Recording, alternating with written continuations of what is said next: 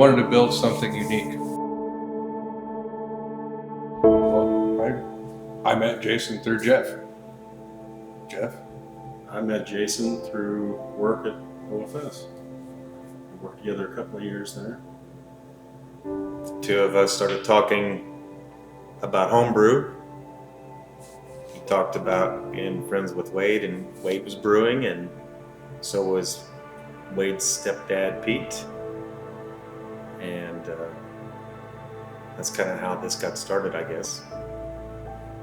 Before then, the opportunity came about.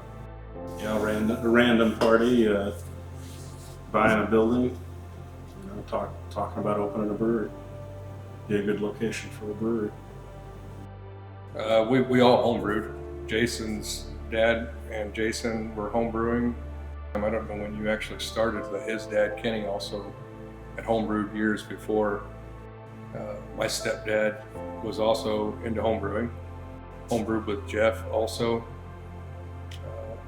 I had an opportunity to work part-time at St. Benedict's Brewery in Ferdinand, brewing, and that was kind of my first small introduction to any kind of commercial brewing.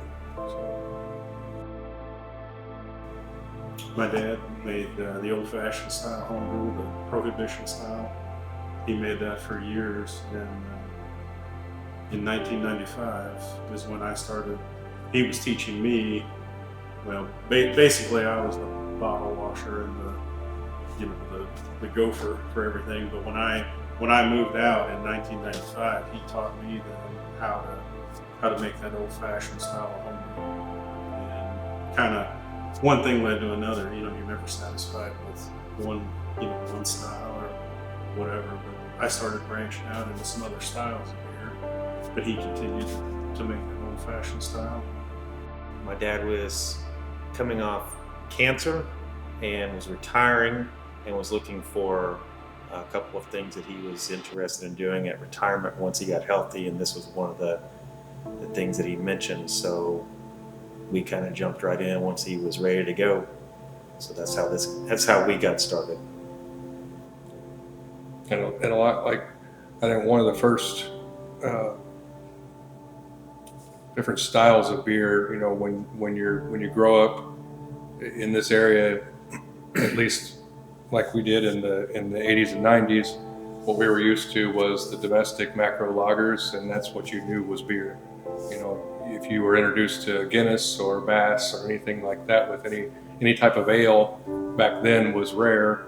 It started gaining some popularity around here in the 90s, and I can remember being at college tasting some different beers, and actually Jeff had made a Fat Tire clone, which is a New Belgium beer, and just kind of blew my mind that, you can make that at home. So moving back from Indianapolis to this area, we were limited on what styles of beer you could get at that time still, and one of the few ways you could get different beers is to brew your own. So that was another thing that really pushed me. I wanted to taste all kinds of different beers, and once you figured out you could make it at home and make pretty good beer, that kept it going for me.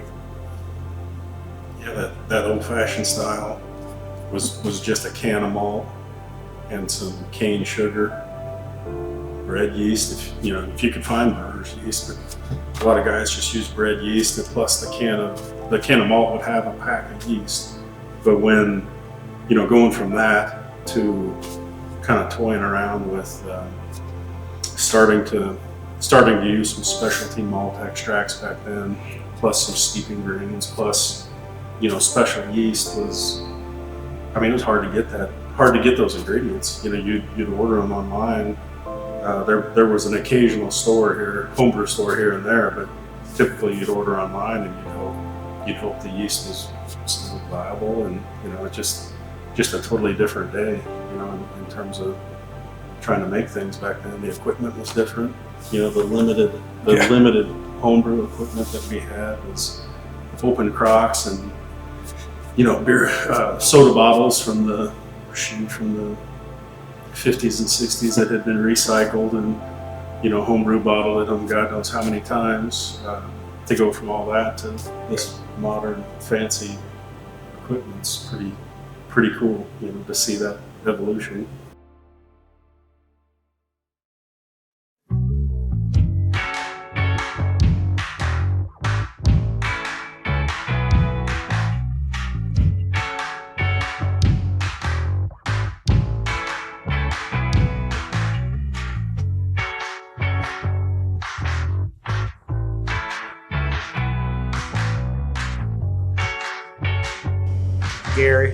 Gary Altman, they call me Pete. That's my nickname. I am the head brewer for Yard Goat. So, been doing this for 5 years. Pretty much of a dream job, really. Yeah. Be able to do. Oh, I love it. Yeah, really do. Yeah, we're 4 guys. Everybody's got their, you know, one guy does the kitchen. Jason basically manages the kitchen. Jeff manages the accounting. Wade basically manages the bar. And I take care of the brewing side. Wade does all the recipes. He does a wonderful job. I trust him and he trusts me. He gives me a recipe and we don't look back. We used to do, you know, sample recipes and like small batch. And he's really good at what he does. And I brew it. He trusts me in the brewing part, and we go with it. So things been working out pretty well, you know. So, yeah. A lot of brewers that are starting or have started in the last 10 years started where we thought was advanced. Started all grain brewing almost immediately, but you know, all that information at the touch of your fingertips helps a lot. So, but it's cool because when you get into water additions and, you know, different yeast and hops and stuff like that. So what's interesting is the beer that they were talking about, the pre-prohibition style type beer. We made one earlier this year for the Wool Pottery Society as a way of kind of what would have been made in an wool crock. And that was a style that was decided to be made, and there were a lot of people that were familiar with that style from 30, 40 plus years ago that came in and enjoyed that. So that was pretty neat to see.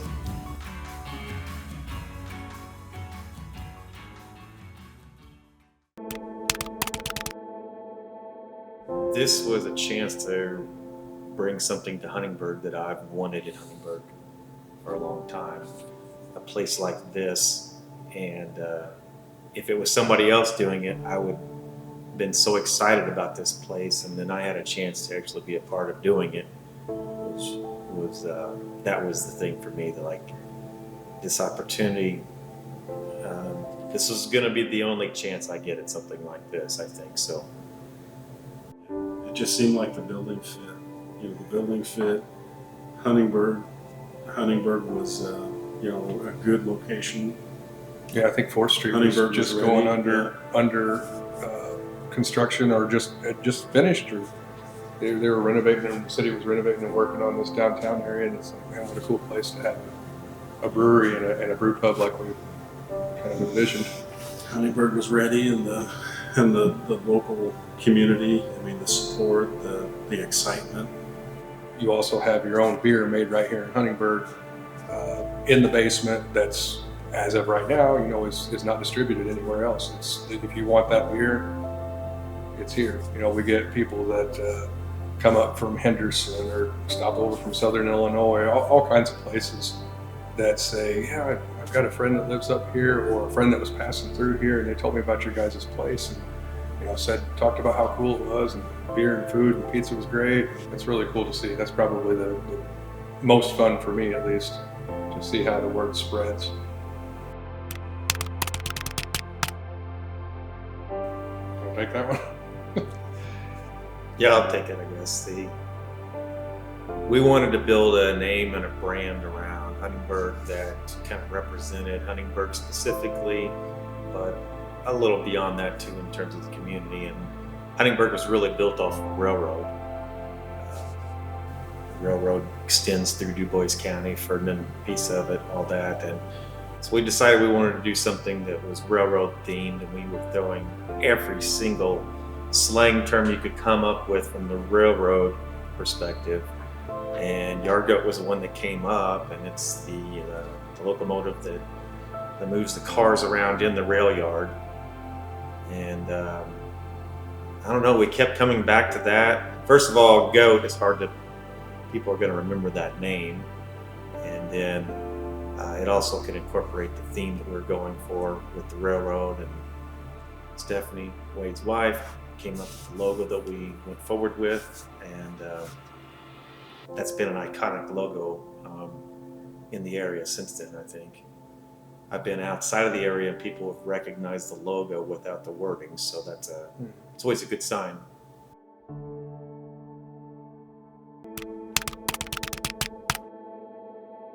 You know, one of the first things we did when we got in here was start tearing into the flooring. On the wall that you're sitting up against there, behind you there was carpet paneling, some type of drop ceiling material paneling after that. 2x4s, and then you got down to the plaster, and we tore all of that away to get to the original, the old brick. And I can remember the comment, I don't remember exactly what the brick looked like, but I just remember not being the prettiest thing in the world. and it is rough, and I think that's part of what, at least for me, what I love about it is that rough, rustic look, and just taking it back as far as we could to the original bones of the building.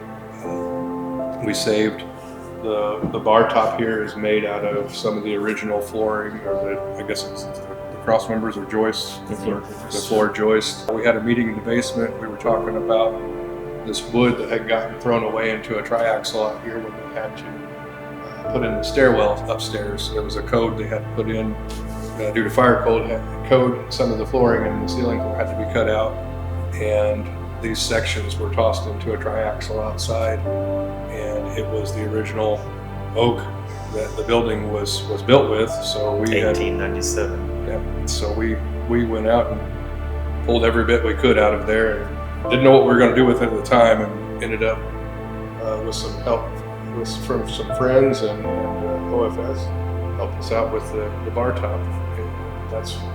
So I think that just kind of goes to how much we appreciate the work that originally went into it, not to mention just the appreciation for older things like that.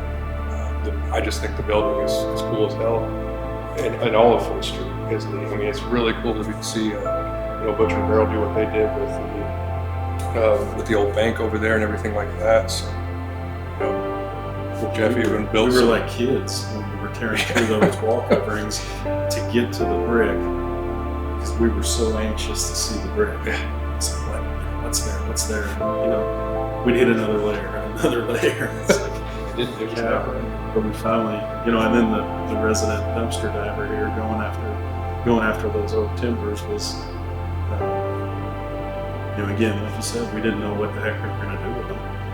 But at the end of the day, we were glad as hell that we saved them, because it turned into a really cool piece for the folks. The door, when we came in, that section, as we took over the Purple Plum, the store that was in here, that was kind of a lime green and fuchsia color, maybe? Combination of lime green and a purplish reddish color. That was part of the decor, and I believe the tin was at some point probably on the ceiling that got salvaged to frame up that door and everything. We couldn't remove that piece of it. We just changed the color to the colors that fit our theme a little bit better than lime green. So talking about that tear out and that remodel, one of those first weekends in here, pulling all that carpet off the floor, and once that carpet was rolled out and thrown in the dumpster, we all sat in here that day, and it's like, we're almost done.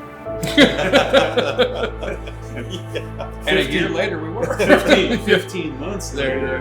Then we were. But that for some reason, that carpet that day, Oh, we're halfway there. we're almost, yeah, almost Yeah, done. we've cleared this building out.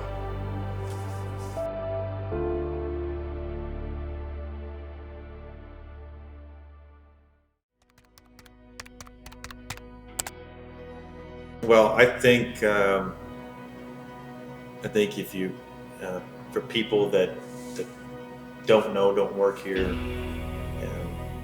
they don't see it, what it goes into just some of the basic ingredients that we're doing here in-house as opposed to opening a can or buying it frozen or whatever, which there's always going to be some of that. But, you know, our number one pizza that from day one has been the pig jamboree. Well, what does that consist of? That consists of cutting up bacon back here and cooking it every week. We're taking sliced up onions, we're caramelizing them every week. You know, we're hand cutting up mushrooms, we're buying fresh vegetables whenever we can. I think some of that is where maybe the difference. We try to think that that's some of the difference. We make our own beer cheeses. Beer cheese, house mustard, Jeff was behind both of those. Queso, Jeff was behind those, that's his recipes. Pickled vegetables, you know, it's just things that we've put together here that we haven't just opened a box and heated it and served it. So some of that's, I think, makes us unique. We try to have a lot of our items be shareable, sociable, social setting, which was when we opened this place, that was a big piece of it. Family is open, family is family-friendly establishment. This isn't just a place to come in to have beer. You can come in and drink water and have pizza, have a charcuterie board, have your kids in here playing some games.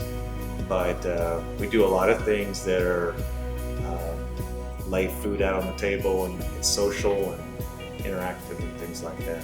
I think that kind of hits the nail on the head with the beer and the food and the pub environment is, you know, that's where you get your crowd. It's a place to gather and a place to be social, whether it's someone sitting next to you that you never met before, old friends, college buddies that are back home, or, you know, high school people you hung out with, or just family. And I think, you know, if you look at what we do serve here, all of that kind of encompasses what we are Yard Goat with pizza. It's a shareable food. You do have sometimes people come in, they might order Big Jamboree. Well, I want the National Hot, so they're going to order that. But I mean, you're all pulling off the same platter to eat it. Charcuterie boards that Jason hit on specifically is something where we used to sit around, whether it was at a meeting when this place was starting, or we just get together to throw darts and drink some homebrew over at Jeff's, or hang out, you know, over at Jason's or Jason's mom and dad's place.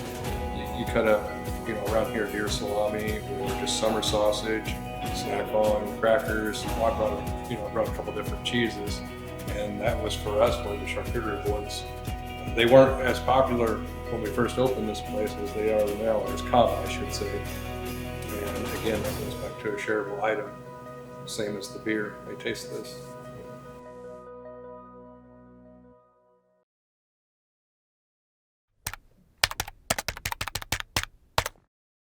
There's a few beers that we have that luxury of being a small system and making those 15 different styles of beer, and you get two different people that come in. You get one person that comes in that says, "Man, where's the plum purple, or where's the strawberry sour? That's what I came in for."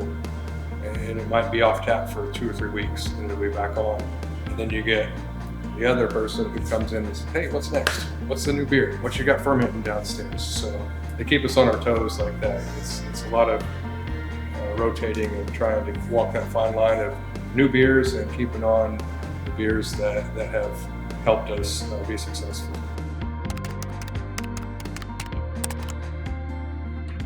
We opened as Yard Goat Artisan Ales about 2.5 years ago or so.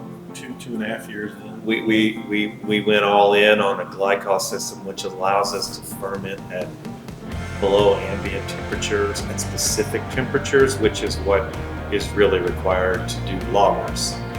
So we really have stepped into that world in the last couple years, especially, and continue to ramp that up, and continues to grow in popularity. Ales versus lagers. And I think that's kind of where we're heading right now in a lot of ways. A lot of people are seeing that. It's like we need new merchandise that says "and ale" or "and lagers" above the ales. It should Yard Goat Artisan Ales and lagers is what that's how we really are at this point.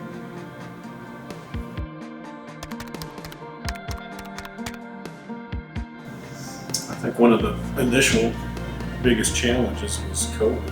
You know, us opening or attempting to open. You know, we with some building issues. You know, we were a few months behind, 4 or 5 months probably. But when we opened, we were in the heart of COVID. I mean, the customers again. I mean, they were all super supportive. The ones that were here wanted to be here, and they wanted to. You know, they wanted this place to survive. As you're building towards that opening day, you see this goal in sight to get there, and you see progress. And once you open, then it's that maintain or growth, dealing with issues. And it's all, I still love this place and still love everything about it. But those are things that, it's tough. I mean, it's just tough. Especially whenever you don't come from this industry. The dream becomes a reality. Yeah, and then it gets real. And it's like that newborn baby comes home and she's yours now, or he's yours, and you've wanted him all your life. And it's like reality sets in. It's like, now I have to take care of him. I have to wake up at 3 in the morning. I have to change your diaper. Yes. Rewarding side is, and I always try to make sure I tell myself this too, when I come in here, and this place is really busy, and with so many great people in here from all over the county and outside of the county that I know, that I've known for a long time, or I've gotten to know because of here, and they've chosen to continue to come back here, and smiles, and people are just enjoying themselves, and it's like, that's pretty neat. Like, Yeah, we're doing something right here. We've done something right. Let's keep it up. Step in here, and it's a positive environment. There's smiles, laughter, it's loud. People are having a good time. People.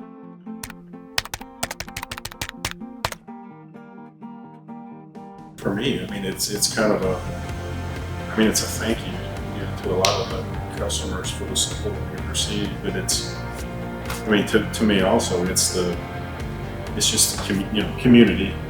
Communal dining or shared plates, shared dishes.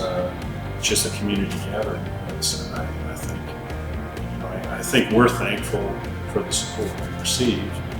But I feel like the customers are also appreciative of having a place like this, in this little town to come to. It's not an everyday option, but it's a good option for a lot of people, a lot of families. Need to give a shout out to Tim Cravener. Tim is also a part-time brewer for us, typically about once a month, and also when Pete's on vacation, he'll help me and Pete pick up the slack and brew for us. Our wives are involved with everything here as well, so it is a group effort, team effort for sure. I've heard so many people up here that work here say, "Oh, I love my Yard Goat family," and I think what they mean about that, and what we've talked about with sharing food and everything they've just said, this whole interview, talking to you the whole time, has come back to one thing, and this is a place to gather with friends and family and meet new people. And I think when you're in here, it does, as cliche as it sounds, it does feel like family. So when somebody that's working in the kitchen or behind the bar says, "I love my Yard Goat family," they're not just talking about us. They're not just talking about the employees. They're talking about the customers that come in that they see regularly. They're talking about the new customers that come in and they welcome the minute they walk in the door with a big smile. So I think that's a big thank you to the customers, a big thank you to the employees, and we've done it for 5 years and we want to do it for another 25. So. Welcome to Yard Goat. Yeah. Keep that in there.